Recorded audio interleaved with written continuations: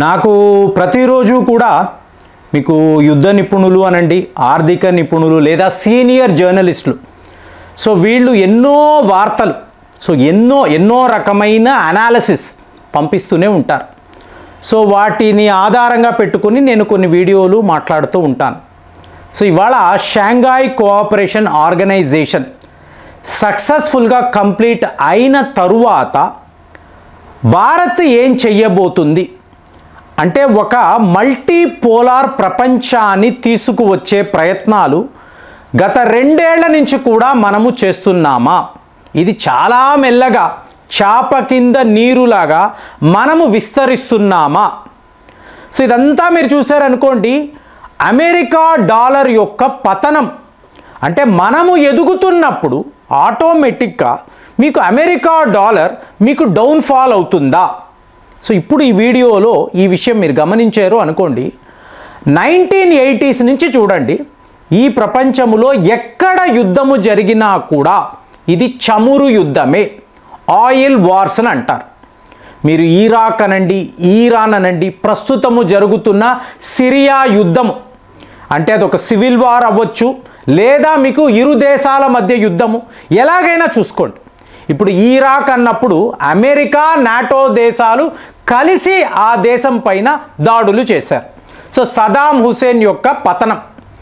అలాగే మీరు ఆఫ్ఘనిస్తాన్ అన్నారు అనుకోండి, మళ్ళీ అమెరికా, నాటో దళాలు చూడండి, అమెరికా వాడు ఎప్పుడూ కూడా ఒంటరి పోరాటము చెయ్యడు. సో ఈ ప్రపంచ దేశాలనంతా కలుపుకుంటాడు, వాళ్ళ ద్వారా యుద్ధాలు చేయిస్తూ ఉంటాడు. ఇదే అమెరికా యొక్క తీరు. కానీ ఇప్పుడు మనము మాట్లాడుతున్న రష్యా యుక్రెయిన్ యుద్ధం, ఇది కూడా చమురు యుద్ధమే కదండి. అమెరికా వాడు భారత్పై 50% టారిఫ్ అన్నప్పుడు కారణాలు ఏం చెప్తున్నాడు?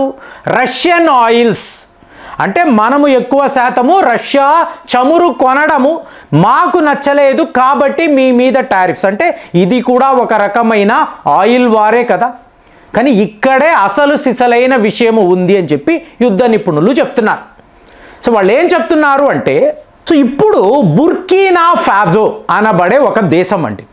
సో ఈ నాయకుడు, ఈ లీడర్ గురించి ప్రతి వాళ్ళు తెలుసుకోవాలి. మీకు ఇబ్రహీం ట్రావోరే అంటారు. సో ఇబ్రహీం ట్రావోరే గురించి మీరు మాట్లాడారు అనుకోండి, ఇతను ఈ వెస్టర్న్ కంట్రీస్, ఆఫ్రికా దేశాల మీద మీకు ఎలాంటి కుట్ర పన్నేరు, మా వనరులు, మా న్యాచురల్ రిసోర్సెస్, అందులో బంగారము, డైమండ్, ఇలాగ ఆయిల్ నిలవలు, వీటినంతా మీరు ఎలా దోపిడీ చేశారు? సో దీని గురించి క్షుణ్ణంగా తెలిసినవాడు, చరిత్రను పూర్తిగా అవగాహన చేసుకున్నవాడు. సో ఫ్రాన్స్ ఏంటి, ఈ బ్రిటిష్ సామ్రాజ్యం ఏంటి, ప్రస్తుతం ఉండే ఈ అమెరికన్, వీళ్ళందరూ ఏం చేస్తున్నారు, మా ఆఫ్రికా దేశాలలో వీళ్ళు చేస్తున్న ఈ మోసాలు ఏమిటి క్లియర్గా మాట్లాడతాడు. సో మొన్న మీకు వాళ్ళ ప్రజలను ఉద్దేశించి, అంటే బుర్కీనా ఫాజో ప్రజలను ఉద్దేశించి, నేను భారత్ అనబడే దేశాన్ని ఎంచుకున్నాను, ఇందులో మోదీ గారిని గమనించాను, ఇతనికి ఉండే విజన్ అంటే మీరు ఆఫ్రికా దేశము, చాలా పేద దేశము, మీరు చాలా పెద్ద పావర్టీలో ఉన్నారు, మిమ్మల్ని ఆదుకోవడానికి మేము వస్తున్నాము, మీకు ఇంత అప్పులు ఇస్తాము, మీరు మీ వనరులను మాకు అప్పచెప్పండి, ఇలాంటిది కానే కాదు. క్రెడిట్ లైన్ కాదు, లోన్ కాదు, ఎటువంటి డెట్ అనేది ఇక్కడ లేదండి. మమ్మల్ని వాళ్ళు గౌరవించారు. ఎలాగా? G20లో మీకు ఆఫ్రికన్ యూనియన్ని మనం మెంబర్గా చేర్చుకున్నాం.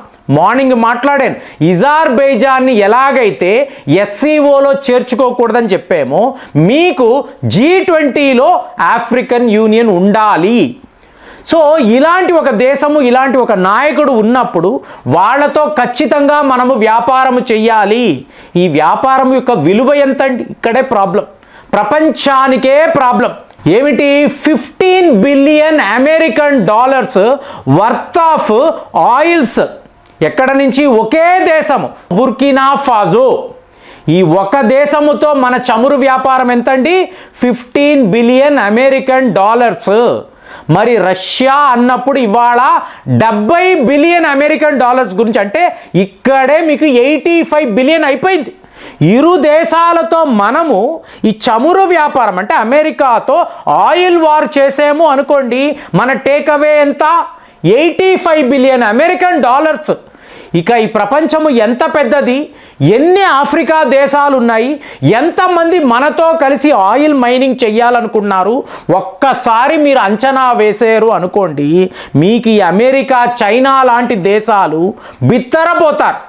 అంటే నెక్స్ట్ 5 to 10 years వచ్చే నాటికి భారత్ యొక్క ఆయిల్ బిజినెస్, మీరు రష్యా ఇలాంటి ఆఫ్రికా దేశాల వద్ద చవక ధరకు చమురు కొంటారు, ప్రోడక్ట్లు తయారు చేస్తారు, ప్రపంచమంతా అమ్ముకుంటూ వెళితే అమెరికా వాడు మాట్లాడుతున్న ఈ $500 billion అమెరికన్ డాలర్స్ నథింగ్ అండి. సో మన విజన్ ఎక్కడ ఉంది, ఆ స్థాయిలో ఉంది. ఇదంతా గమనించకుండా మనల్ని బెదిరించాలి, భయపెట్టాలి, 500 బిలియన్ ఆశ చూపించాలి. ఎంత పిచ్చి ఆలోచన చూడండి. ఈరోజు ప్రపంచమంతా మాట్లాడుతున్న ఒక విషయం చూడండి ఫ్రెండ్స్, 2 ఏళ్ల క్రితమే మనం ఈ ప్లాన్ చేసాం. ఇది అమెరికా వాడు గమనించలేదు, ప్రపంచ దేశాలు కూడా తెలుసుకోలేకపోయారు. వాస్త్రో అకౌంట్స్ అన్నాం, యూపీఐ అన్నాం, డిజిటల్ పేమెంట్స్ అన్నాం, లోకల్ కరెన్సీని వాడండి. ప్రపంచ దేశాలకు మనం ఇచ్చిన పిలుపు ఏంటి, Russia Bharat rupee rouble trade. ఇదే పనే మేము ఫ్రాన్స్తో చేస్తాము, యుఏఈతో చేస్తాము, సౌదీ అరేబియా, ఎవరెవరు ముందున్నారు రండి, మనము లోకల్ కరెన్సీతో వ్యాపారము చేద్దాం. ఇది ఎప్పుడు 2 ఏళ్ల క్రితం మనమే ఎన్నో వీడియోస్లో మాట్లాడాం. ఇవంతా ఇవాళ రియాలిటీగా ప్రపంచం ముందు. అమెరికా వాడు అంతలాంటి అంచనా వెయ్యలేకపోయాడు. దాంతో ఏమైందో చూడండి. ఈ సెంట్రల్ బ్యాంక్స్ అని అంటారు కదా, మీకు ఫెడరల్ బ్యాంక్స్, ప్రపంచంలో ఎన్నో దేశాలు వాళ్ళకు సెంట్రల్ బ్యాంక్స్ ఉంటాయి. సో ఇప్పుడు వీళ్ళందరూ ఏం చేస్తున్నారు, including reserve bank of India మాట్లాడుతున్నాను, విపరీతంగా బంగారము కొంటున్నారండి. గోల్డ్ రిజర్వ్స్ అనేవి ఎంత పెంచితే ఆ దేశానికి అంత మంచిది. ఈ ఆలోచనకి ఇవాళ వచ్చేసారు. మీరు నమ్ముతారో లేదో, మన దేశము మాత్రమే జూన్ 2024 నుంచి జూన్ 2025 వరకు 40 టన్నుల బంగారం మనం కొన్నాం.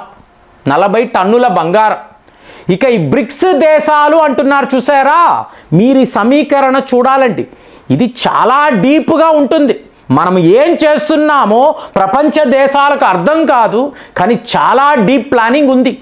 166 టన్నుల బంగారము ఈ బ్రిక్స్ దేశాలు మాత్రమే.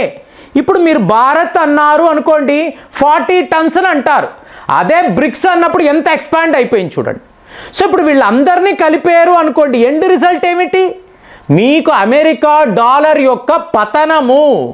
మీకు ఇవాళ అమెరికన్ ట్రెజరీ చూసారు అనుకోండి, వాటికన్నా, అంటే అమెరికన్ బాండ్స్ అంటారు, వాటికన్నా ఈ సెంట్రల్ బ్యాంక్స్ వద్ద ఉండే బంగారము చాలా చాలా ఎక్కువ. అంటే రష్యా యుక్రెయిన్ యుద్ధము మనకి ఎలా వరప్రసాదంలా మారింది అంటే, మీకు యుద్ధము స్టార్ట్ అయిన వెంటనే ఈ వెస్టర్న్ కంట్రీస్ అంతా రష్యా వాళ్ళ ఆస్తులను వీళ్ళు ఫ్రీజ్ చేశారు. అంటే రష్యా వాళ్ళ డబ్బునంతా కూడా ఏ దేశము వాళ్ళు ఎలా తలుచుకున్నారో తెలియదు, ఆ డబ్బుని తిరిగి రష్యాకు చెల్లించడం మానేశారు. ఇందులో అమెరికా ఉంది, యూకే ఉంది, ఫ్రాన్స్ లాంటి దేశాలు. అంటే ఏదో ఒక రోజు పుతిన్ ఖచ్చితంగా వీళ్ళ మీద యుద్ధం చేస్తాడు. నా ఆస్తులను ఫ్రీజ్ చేశారు కదా, మిమ్మల్ని విడిచిపెట్టను ఆయన అంటాడు. సో ఈ పరిస్థితుల్లో ప్రతి ఒక్క దేశము ఏం ఆలోచించింది, రేపు యూకేనో, ఎందుకంటే బ్యాంక్ ఆఫ్ ఇంగ్లాండ్లో కదా మన బంగారం ఉంది, సో రేపు వాడు మీకు ఇవ్వను అన్నాడు అనుకోండి, మీరేం చేస్తారు, మీరు వెళ్ళి యుద్ధం చేస్తారా, చెయ్యలేరు కదా. రష్యా వాళ్ళలా మీరు ప్రవర్తించలేరు కదా. అలాగే మీకు చైనా అనండి, అమెరికా, ఇలా ఎన్నో దేశాలలో మీకు తక్కిన దేశాల బంగారము అనేది నిలవలుగా ఉన్నాయి. సో ఇప్పుడు ప్రతి వాళ్ళు ఏం ఆలోచిస్తున్నారు, మా బంగారాన్ని మేము వెనక్కి తెచ్చుకుంటాం. అమెరికన్ డాలర్స్, అమెరికన్ కరెన్సీ ఏదైతే ఉందో మీకు మార్కెట్లో అమ్మేసి ఆ డబ్బుతో మేము బంగారము కొని పెట్టుకుంటాము, మా బంగారం మా దేశములోనే సురక్షితంగా ఉంటుంది. ఇది భారత్ ప్రపంచానికి ఇచ్చిన అతిపెద్ద సలహా. మీకు డొనాల్డ్ ట్రంప్ మనకు లొంగకపోతే, భారత్ యొక్క టర్మ్స్లోకి రాకపోతే అమెరికన్ డాలర్ యొక్క పతనము ఖాయము అని చెప్పి మీకు ఆఫ్రికా దేశాలు మాట్లాడుతున్నారు. ఇందులో ఉండే విషయం ఇదే.